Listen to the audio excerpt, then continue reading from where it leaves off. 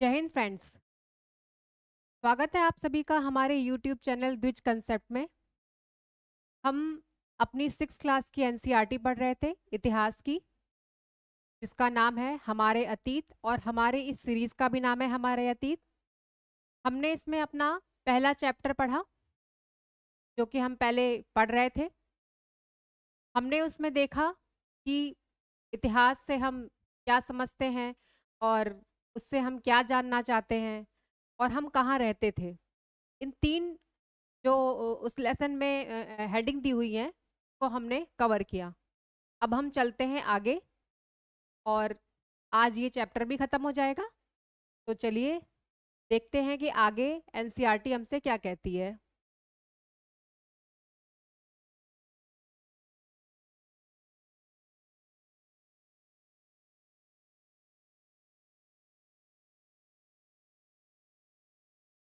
इसमें 4 और बचे हुए हैं, तो देख लें वो कौन कौन से हैं।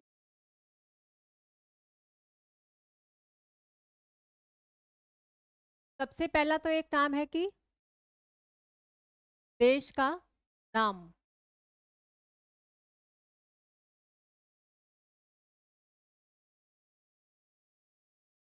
देश का नाम।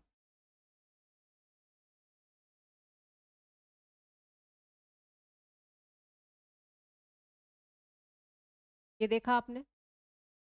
और दूसरा है कि अतीत के बारे में।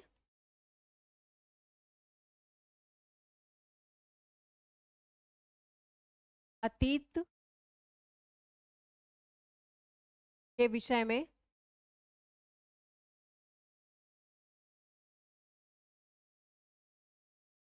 कैसे जाने।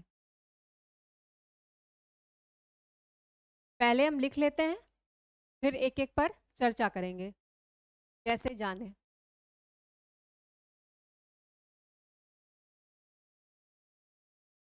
के बाद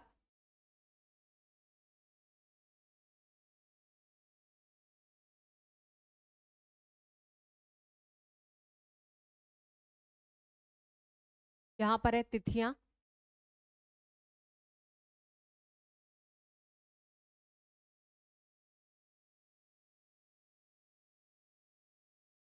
और एक और, अतीत एक या अनेक।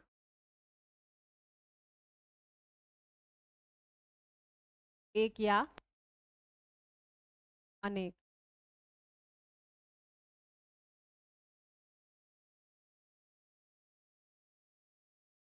देखिए, ये 4 हैं। देश का नाम हम इधर से चर्चा करते हुए चलेंगे, और अगर आपको नोट्स भी बनानी हो तो आप इसी तरीके से बनाएं। इससे क्या होगा कि एक पेज में आपका पूरा नोट्स भी तैयार हो जाएगा। जरूरी नहीं है कि हम आप मतलब 6th क्लास में ही पढ़ते हो, और इसीलिए हम आपको ऐसा बता रहे हैं। चाहे आप 6th क्लास के स्टूडेंट हो, या फिर आप किसी भी परीक्षा की कॉम्पिटेटिव एग्जाम की तैयारी कर रहे हो, या आप घर गृहस्थी में लगे हो, अगर आप कहीं भी ना पढ़ते हो, कोई स्टूडेंट ना हो, फिर भी अपने इतिहास के बारे में जानने में कोई भी नुकसान नहीं है। तो और हमारी ऐसा भी माना जाता है कि बिना एनसीईआरटी को पढ़े हम अपना बेस मजबूत कर नहीं सकते। तो चलिए देखते हैं कि देश का नाम इसमें क्या कहा गया है।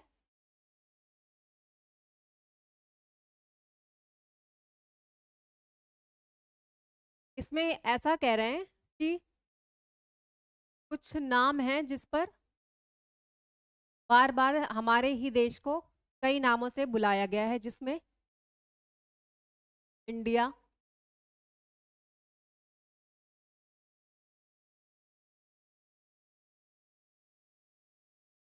भारत,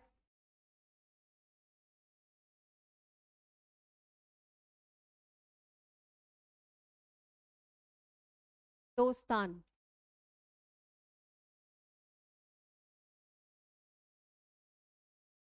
आज भी इस नाम पर बहस हो रही है संसद में कि भारत का नाम भारत हो या इंडिया हो। ऐसे ही ऐसा माना जाता है कि जो इंडिया नाम था, वो हमें ग्रीक ने दिया। ग्रीक और जो यूरोपीय लोग थे, वो जब हमारे देश में आए पहली बार, तो उनका जो सामना हुआ, सबसे पहले सिंधु नदी से हुआ। और सिंधु की चूँकि संस्कृत नाम है, हमारे वेदों में सिंधु को संस्कृत में सिंधु कहा जाता था, लेकिन उन्होंने इसे इंडस कहा, जिसकी वजह से इस देश को वो इंडिया कहने लगे। देश का मतलब ये है कि सिंधु के पार जो लोग रहते थे, उन्हें उन्होंने इंडियंस कहा और देश को इंडिया कहा।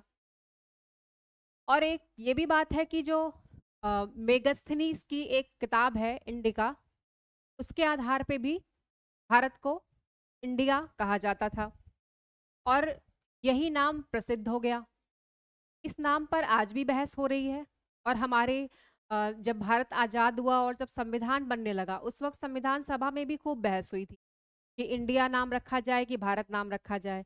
लेकिन हमें इंडिया नाम जो प्रसिद्ध हुआ, वो हमें अंग्रेजों ने दिया। अंग्रेजों ने हमें इंडियंस कहा, तो पूरे विश्व के स्तर पर हम इंडियन के नाम से ही जाने जाते हैं और भारत को इंडिया नाम से भी जाना जाता है। हालांकि अंग्रेजों का ये नाम देने का जो महत्व रहा होगा, वो बहुत ही नकारात्मक था, लेकिन फिर भी हम इंडियन के नाम से प्रसिद्ध हो गए। हमारा देश इंडिया के नाम से वैश्विक स्तर पर प्रसिद्ध है। दूसरा नाम भारत। भारत कहते हैं कि इसके भी बारे में कई कल्पनाएं हैं, जिसमें एक तो ये है कि शकुंतला के पुत्र भरत के नाम पर, दुष्यंत और शकुंतला के पुत्र भरत के नाम पर हमारे देश का नाम भारत पड़ा है। और दूसरी एक बात है कि चिनाब नदी के तट पर वैदिक काल में क्या हुआ था कि 10 राज युद्ध हुआ, जिसमें भरत कबीले के सुदास एक राजा थे, उनका 10 राजाओं के साथ युद्ध हुआ, जिसमें उनकी विजय हुई, जिसकी वजह से इस देश का नाम भारत पड़ गया। लेकिन भारत पूरे देश को नहीं कहा जाता था। जैसे कि आप देखेंगे अपने भारत को, तो जो सिंधु नदी के से लेकर के गंगा, यमुना, दोआब, पूरी गंगा की सहायक नदियों को आप ले लें, वहां तक लगभग पूरा जो पश्चिमी इलाका है, उसको भारत कहा जाता था। पूरब और पश्चिम के, उत्तर और पश्चिम के हिस्से भारत कहा जाता था। बाद में पूरा का पूरा क्षेत्र ही भारत कहा जाने लगा, जब चंद्रगुप्त ने इसे एक सूत्र में बांध दिया और अशोक ने इसे एक अच्छी प्रतिष्ठा तक पहुंचा दिया, एक साम्राज्य के रूप में उसे व्यवस्थित कर दिया। तब वो भारत कहा जाने लगा और धीरे धीरे ये पूरा देश ही, पूरा उपमहाद्वीप ही भारत के नाम से जाना जाने। फिर क्या अगला नाम आया? हिंदुस्तान। हिंदुस्तान किसे कहा? हिंदुस्तान हमें ईरानियों ने कहा। वही बात कि जो भी पहले आता था पश्चिम की तरफ से, उसका सामना सबसे पहले सिंधु नदी से होता था। तो जो सिंधु नदी है, मैंने आपको अपने सैर सपाटा सीरीज में सिंधु नदी और उसकी सहायक नदियों को पढ़ाया है। अगर आपने नहीं किया तो आप जा करके उसे कर लीजिए, और हमारे डिस्क्रिप्शन बॉक्स में उसका पूरा लिंक दिया हुआ है। वहां से आप समझ जाएंगे कि हम किस नदी की बात कर रहे हैं। तो फिर सिंधु नदी से सामना होने की वजह से उन्होंने इसे क्या कहा? हिंदोस। वो सा नहीं बोल पाते थे, हिंदोस कहते कहते उन्होंने उसे, हम लोगों को हिंदुस्तानी कहा, उसके किनारे, उसके उस पार रहने वालों को हिंदुस्तानी। तो देश के नाम पर ये आपने तीन परिकल्पनाएं देख ली, तीन तीन आधार देख लिए कि हमें किसने क्या नाम दिया। आज भी उस पर बहस जारी है। फिर चलते हैं अतीत के विषय में कैसे जाने।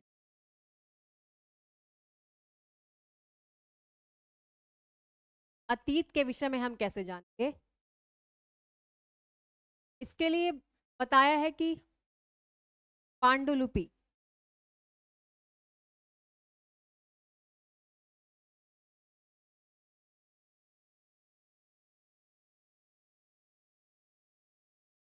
पांडुलिपि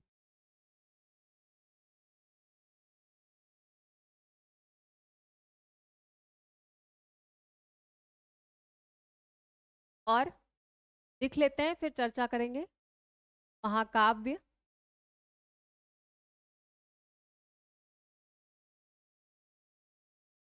फिर अभिलेख,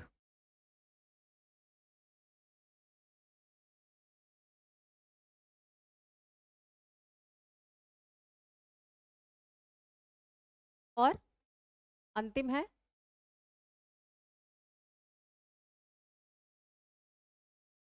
वस्तुएं।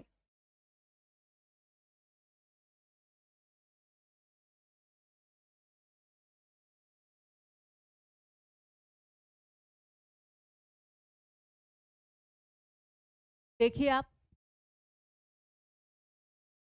क्या है पांडुलिपि, यानी कि मैन्युस्क्रिप्ट। इसका नाम है, जिसका मतलब है कि हाथ से लिखा हुआ। पहले क्या होता था, आज तो प्रिंटिंग प्रेस हो गया है और अब तो इलेक्ट्रॉनिक मीडिया आ गया है पूरा, तो हमें ज़्यादा प्रॉब्लम नहीं होती है। बहुत सारी किताबें मिल जाती हैं हमें, चाहे हम इंटरनेट पे पढ़ लें या फिर ख़रीद के पढ़ लें, फिजिकल फॉर्म में पढ़ें या फिर इंटरनेट में ऑनलाइन बुक जा करके पढ़ लें। लेकिन ये सुविधा पहले नहीं थी। तो सबसे पहले क्या होता था कि स्मृति के आधार पर चीज़ों को याद किया जाता था। जिससे क्या होता था कि जो हमें याद है हम उसे अपने आने वाली पीढ़ियों को या फिर अपने शिष्यों को याद करा देते थे। तो इससे क्या होता था कि कभी-कभी लोग बिना समझे भी चीज़ों को याद कर लेते थे। पर फिर आगे चलकर पांडुलिपियों, यानी कि ताड़ के पत्र, भोजपत्र, एक पहाड़ों में भुर्ज का नाम सुना होगा आपने, उसके की छाल से पेपर टाइप का बनाया जाता था, उस पे लिखा जाता था हाथ से। आगे चलकर कपड़े पर या फिर ऐसी किसी चीज़ पर लिखा जाता था जो बहुत समय तक सुरक्षित नहीं रह पाता था।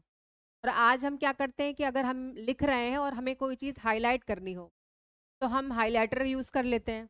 लेकिन पहले क्या होता था कि जब लेखन की शैली दरबारों में पहुंची, तो सोने को पिघला करके उसको हाइलाइट करने का काम करते थे, या फिर जो महत्वपूर्ण शब्द थे उनको अलग से अगर लिखना हो तो उसका प्रयोग करते थे।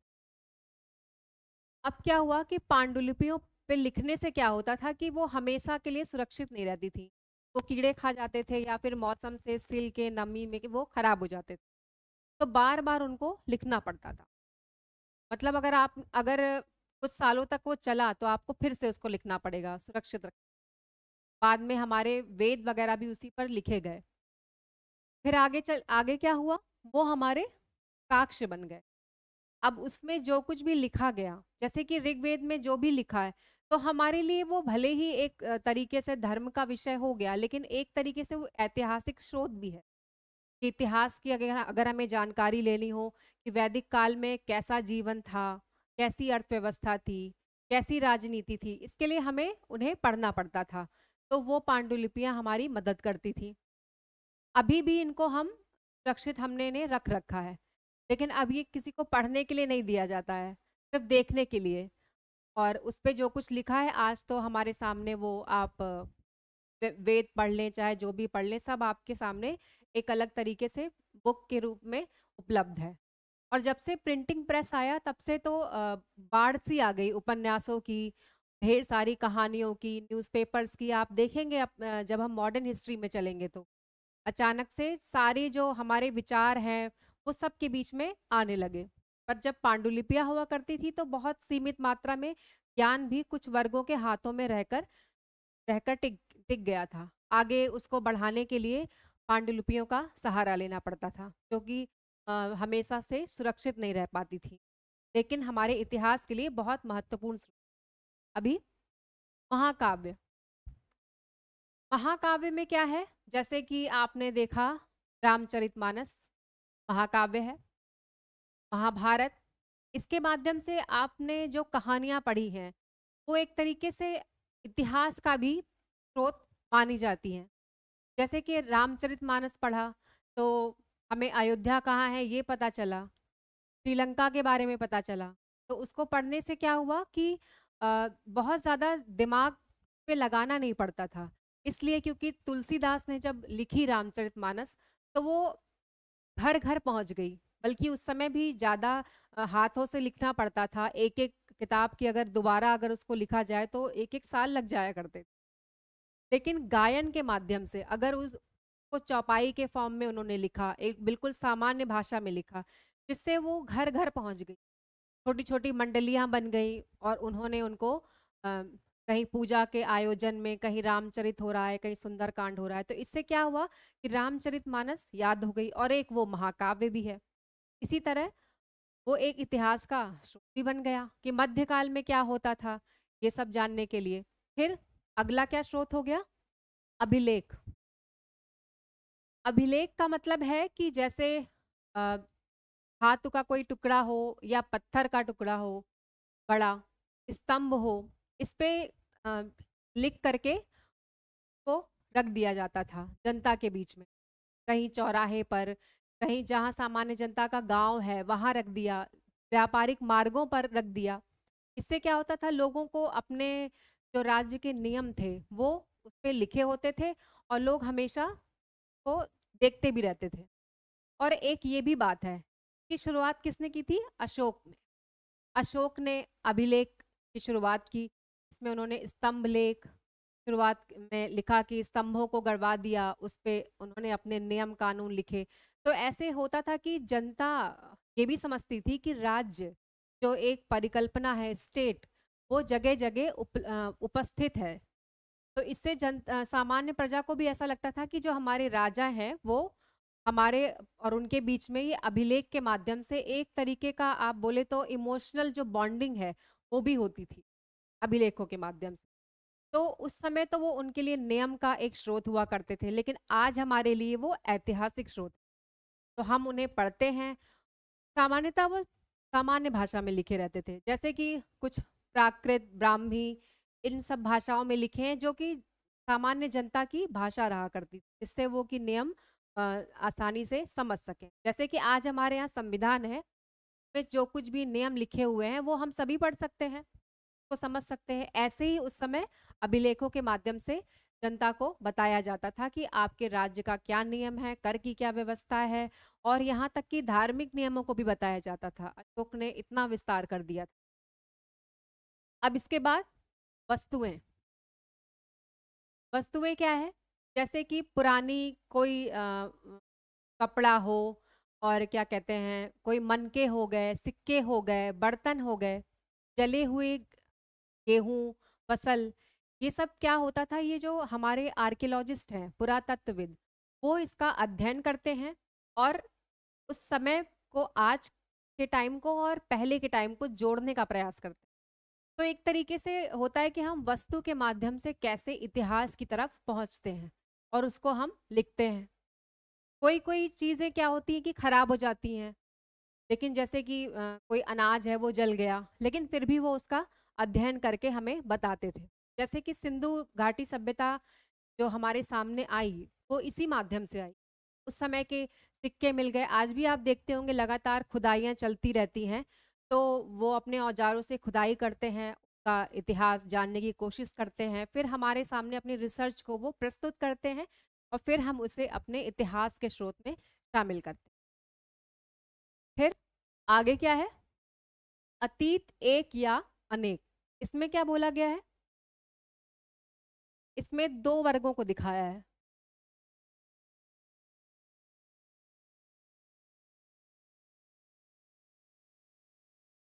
दो वर्ग कौन कौन से?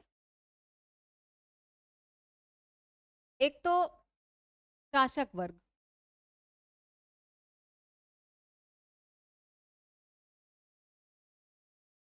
दूसरा सामान्य वर्ग।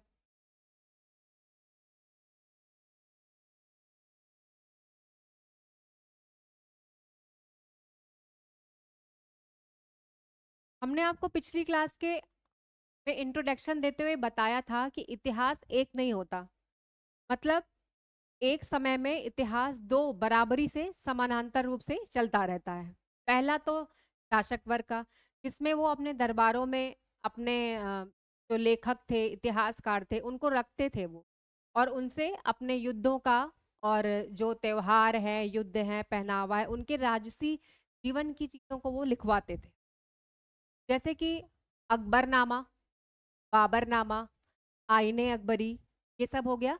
इसमें क्या होता था कि वो उस समय की चीज़ों को लिखवाते थे और आज हम उसी के माध्यम से ये जान पाते हैं कि उस समय कौन-कौन से युद्ध हुआ करते थे।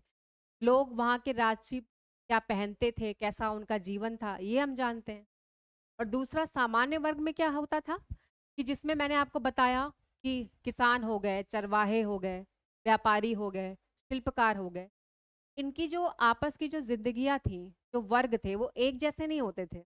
मतलब कि शासक वर्ग की अपना अलग रहन-सहन होता था। उनसे सामान्य जनता का कोई तालमेल नहीं होता। उनकी अपनी जीवन शैली, इनकी अपनी जीवन शैली आज भी वैसा ही है और हमेशा से ऐसा ही रहा है। आज भी आप देखिए जैसे कहते हैं ना कि भारत गाँव में बसता है और इंडिया शहरों में बसता है, ऐसी बात कही जाती है, जिससे 2 नाम अलग एक ही देश है लेकिन अलग-अलग नाम लेने से पता चल जाता है कि भारत में क्या है, गाँव की अपनी दिनचर्या है और छोटे शहरों की अपनी दिनचर्या है, बड़े शहरों की अपनी दिनचर्या है। ऐसे हैं, रहन-सहन सबका अलग-अलग है, के हिसाब से। अब क्या है कि जो किसान थे, वो जो अनाज उपजाते थे, का अलग इतिहास रहता था, लेकिन वो उसको कहीं पर लिखते नहीं थे कि आज हम उन ये जान सके कि उनका उनकी का जीवन उस समय कैसा रहता था। और जो पशु थे, पशुपालक थे, चरवाहे थे और कुछ घुमंतू जनजातियाँ थी जैसे कि आज भी हैं, उनके बारे में हम नहीं जान पाते ज़्यादा क्योंकि उन्होंने अपने जो अपना जो जीवन शैली थी, उसको कहीं पर लिखा नहीं। आज भी आप देखिए, अगर आप अंडमान चले जाइए तो वहाँ पर क्या है, वहाँ की जनजातियाँ आज भी अपने भोजन की व्यवस्था खुद ही करती हैं। कैसे करती हैं? संग्राहक के रूप में वो फल-फूल बटोरते रहते हैं, शिकार करते हैं और आज भी वो प्रकृति के बहुत ही समीप हैं। तो अगर आप वहाँ जाएँगे तो आपको सच में ऐसा लगेगा कि हम पीछे प्राचीन काल में चले गए हैं। लेकिन अगर आप वहीं दिल्ली चले जाइए, मुंबई चले जाइए, आप कोलकाता चले जाइए, बैंगलोर चले जाइए और बड़े-बड़े महानगरों में चले जाइए, वहाँ की ज़िंदगी बिल्कुल अलग है। तो वहाँ अंतर क्या है कि जो शहर थे, मतलब इनकी पूरा जो सिस्टम है, इसमें क्या आ गया? एक शहरी जीवन आ गया, एक गाँव का जीवन आ गया, एक सामान्य जनता का जीवन आ गया। तो शहर हमेशा से रहे हैं, सिंधु घाटी सभ्यता के जिसमें मोहनजोदड़ो, लोथल, हड़प्पा, तनुहड़ो, रंगपुर ये सब बड़े-बड़े शहर हुआ करते थे। फिर आगे भी, आगे जब हम चलते हैं महाजनपद काल में, उस वक़्त भी बड़े-बड़े शहर होते थे। वैशाली था और आपका काशी था और शूरसेन था। ये सब बड़े-बड़े नगर हुआ करते थे। तब भी पाटलिपुत्र था, वहाँ भी वैभवशाली जीवन था सबका। उनके लिए भोजन कौन उगाता था? किसान, जैसे आज भी है। आज आप देखेंगे नोएडा एनसीआर में, आप दिल्ली एनसीआर में जाएँगे, तो आस-पास क्या है? छोटे-छोटे गाँव हैं, पूरी खेती है, सब्जी है, वो सब कौन पहुँचाता है? यही किसान पहुँचाते हैं शहरों के। शहरों में जीवन चलता ही किसानों के भरोसे है। वो एक्सेस में चीज़ों को उगाते हैं और वहाँ पर बेचते हैं। शहर के लोग तो अपने लिए भोजन नहीं पैदा करते ना, उनके लिए क्या है, वो पैसा है, वो जाकर चीज़ों को खरीदते हैं बस। और ऐसे तब भी हुआ करता था। तो अब क्या है, इनके पास शासक वर्ग के पास तमाम संभावनाएँ हैं अपने इतिहास को लिखने के लिए। उन्होंने इसको लिखा और इसको संरक्षित किया जिसके माध्यम से हम आज जानते हैं। तो इसीलिए कभी-कभी ये भी बात लगती है कि वो कितना सही था। इस पर भी पर्याप्त बहस हो सकती है क्योंकि अगर हम अपने बारे में लिखवाएँगे तो अच्छा ही लिखवाएँगे, पूरी कोई खराब बातें तो हम उसमें लिखवाएँगे नहीं।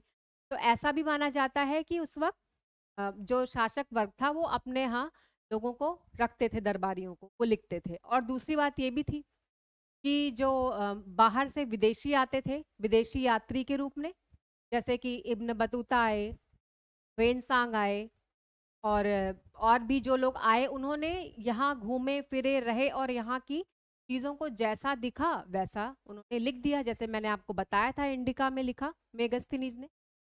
तो उन्होंने जो देखा वही लिख दिया।